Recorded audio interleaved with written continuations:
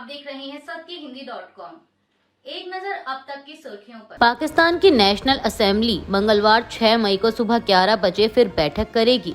इस बैठक में पहलगाम हमले के बाद भारत और पाकिस्तान के बीच बढ़ते तनाव पर चर्चा की जाएगी। इसके अलावा भारत की ओर से सिंधु जल संधि के निलंबन से जुड़ी घोषणा से बनी स्थिति पर भी चर्चा की जाएगी। बता दें कि इससे पहले सोमवार को आयोजित सत्र में पाकिस्तान की नेशनल असेंबली ने सभी तरह के आतंकवाद की निंदा की और इस बात पर जोर दिया कि निर्दोष नागरिकों की हत्या पाकिस्तान के मूल्यों के खिलाफ है।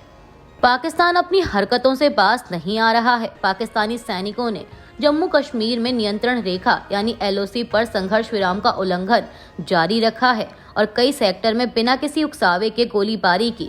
भारतीय सेना ने भी इसका कड़ा और प्रभावी जवाब दिया। जम्मू कश्मीर में एक रक्षा प्रवक्ता ने कहा कि 5 और 6 मई की रात को पाकिस्तानी सेना ने कुपवाड़ा, बारामूला, पुंछ, राजौरी, मेंढर, नौशेरा, सुंदरबनी और अखनूर के सामने के इलाकों में नियंत्रण रेखा के पार बिना उकसावे के छोटे हथियारों से गोलीबारी की। उन्होंने कहा कि भारतीय सेना ने भी पाकिस्तानी कार्रवाई का तुरंत और उचित जवाब दिया। केंद्रीय गृह मंत्रालय ने कई राज्यों को 7 मई को मॉक ड्रिल आयोजित करने को कहा है। ड्रिल के दौरान किए जाने वाले उपायों में हवाई हमले की चेतावनी देने वाले सायरन का संचालन और नागरिकों को शत्रुतापूर्ण हमले की स्थिति में खुद को बचाने के लिए नागरिक सुरक्षा पहलुओं पर प्रशिक्षण देना शामिल है। वहीं इस बीच एक बार फिर पड़ोसी मुल्क ने दोहराया है कि भारत कभी भी हमला कर सकता है। ताज़ा घटनाक्रम में पाकिस्तान के रक्षा मंत्री ख्वाजा आसिफ ने कहा है कि भारत किसी भी समय LOC पर मिलिट्री स्ट्राइक कर सकता है। समाचार एजेंसी PTI के एक रिपोर्ट के मुताबिक इस्लामाबाद में पत्रकारों से बात करते हुए ख्वाजा आसिफ ने कहा कि ऐसी खबरें हैं कि भारत LOC पर किसी भी पॉइंट पर हमला कर सकता है। पाकिस्तान इसका मुंहतोड़ जवाब देगा। आसिफ ने यह भी कहा कि पाकिस्तान के प्रधानमंत्री शहबाज शरीफ ने पहलगाम हमले की अंतर्राष्ट्रीय जांच की मांग की है। इस तरह की जांच से यह उजागर हो जाएगा कि भारत खुद या कोई आंतरिक समूह इसमें शामिल था और इससे नई दिल्ली के निराधार आरोपों के पीछे की सच्चाई सामने निकल कर आएगी।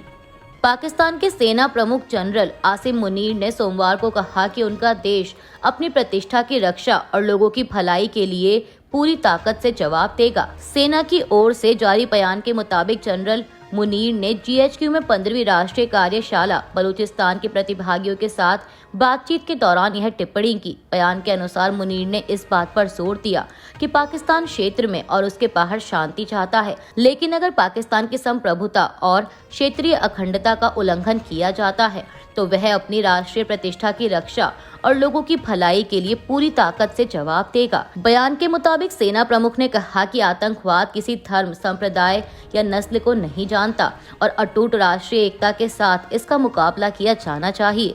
संयुक्त राष्ट्र के महासचिव एंटोनियो गुटेरेस ने भारत और पाकिस्तान से अधिकतम संयम बरतने की अपील की है। उन्होंने कहा कि सैन्य समाधान कोई समाधान नहीं है।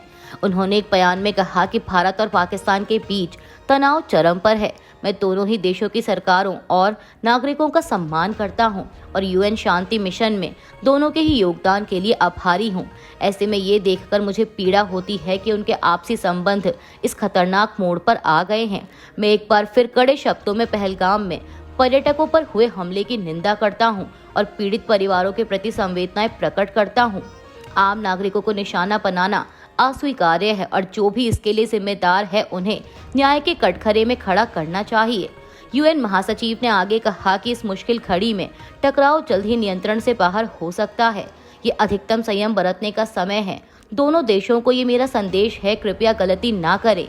सैन्य समाधान कोई समाधान नहीं होता है। कांग्रेस अध्यक्ष मल्लिकार्जुन खड़गे ने प्रधानमंत्री नरेंद्र मोदी से जातीय सर्वेक्षण के लिए तेलंगाना मॉडल को अपनाने, आरक्षण के लिए 50% की सीमा हटाने और निजी शिक्षण संस्थानों में अनुसूचित जाति, अनुसूचित जनजाति और अन्य पिछड़ा वर्ग के लिए आरक्षण प्रदान करने वाले अनुच्छेद 15(5) को तत्काल लागू करने का आग्रह किया है। PM मोदी को लिखे पत्र में खड़गे ने प्रधानमंत्री से जातीय जनगणना के मुद्दे पर सभी राजनीतिक दलों से जल्द ही बातचीत करने का भी आह्वान किया। खड़गे ने कहा कि जातीय जनगणना जैसे कोई भी कवायद जो हमारे समाज के पिछड़े, शोषित और हाशिए पर पड़े वर्गों को उनके अधिकार प्रदान करती है, उसे किसी भी तरह से विभाजनकारी नहीं माना जाना चाहिए। पुलिस ने मंगलवार को बताया कि नवी मुंबई के एक इलाके से 5 बांग्लादेशी नागरिकों को बिना वैध दस्तावेजों के देश में रहने के आरोप में गिरफ्तार किया गया है। पुलिस प्रवक्ता ने बताया कि नवी मुंबई पुलिस के मानव तस्करी निरोधक प्रकोष्ठ की एक टीम ने रविवार सुबह पनवेल के करंजदे में एक परिसर पर छापा मारा और वहां 2 महिलाओं सहित 6 बांग्लादेशी नागरिकों को रहते हुए पाया। उन्होंने बताया कि आव्रजन स्थिति की प्रारंभिक जांच के बाद 5 लोगों को हिरासत में लिया गया। रूस ने दावा किया है कि यूक्रेन ने लगातार दूसरी रात मॉस्को को निशाना बनाकर रात भर ड्रोन हमला किया। रूस के एविएशन वॉचडॉग ने टेलीग्राम पर कहा कि सुरक्षा सुनिश्चित करने के लिए राजधानी के सभी 4 प्रमुख हवाई अड्डों को अस्थायी रूप से बंद कर दिया गया है।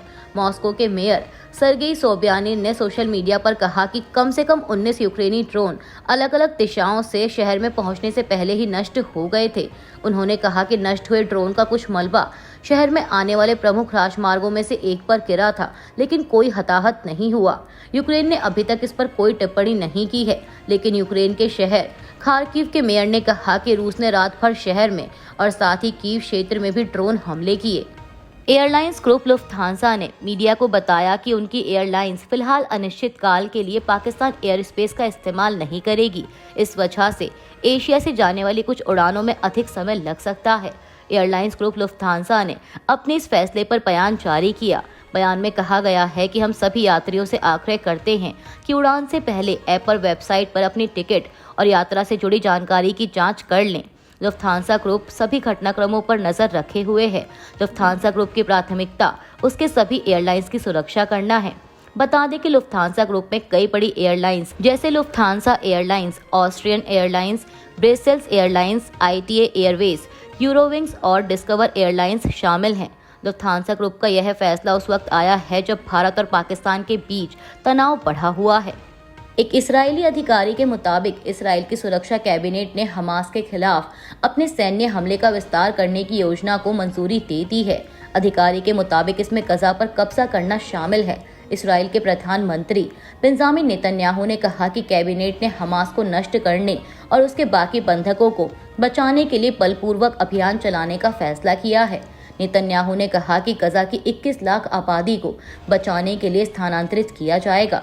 कैबिनेट ने प्राइवेट कंपनियों के जरिए मदद पहुंचाने की योजना को भी सैद्धांतिक रूप से मंजूरी दी। इससे 2 महीने की नाकाबंदी खत्म होगी, जिसके बारे में संयुक्त राष्ट्र का कहना है कि नाकाबंदी से गजा में खाद्य की गंभीर कमी पैदा हो गई है। अभी के लिए बस इतना ही। बाकी की खबरों के लिए जुड़े रहिए सत्यहिंदी.com के साथ। Copyright disclaimer under Section 107 of the Copyright Act 1976. Allowance is made for fair use for purposes such as criticism, comment, news reporting, scholarship, and research. Fair use is a use permitted by copyright statute that might otherwise be infringing.